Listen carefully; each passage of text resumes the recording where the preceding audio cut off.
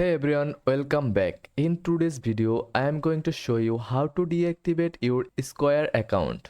First of all, head over to the Square website and log into your account using your email and password. You will need to access your account settings to start the activation process. Once logged in, click on the menu in the upper right corner, then select Account Settings. In this section, you will find all your account details.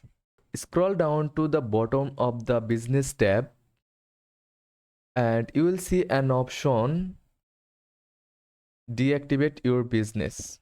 Click on that and you will be asked to confirm the decision and provide a reason for deactivation. Then click Continue.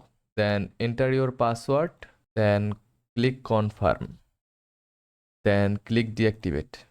After confirming, Square will send you an email for final verification. Open the email and click confirmation link to complete the process. Your account will then be deactivated. And that's it. Your Square account is now deactivated. If this video helped, make sure to like and subscribe for more quick tutorials. Thanks for watching.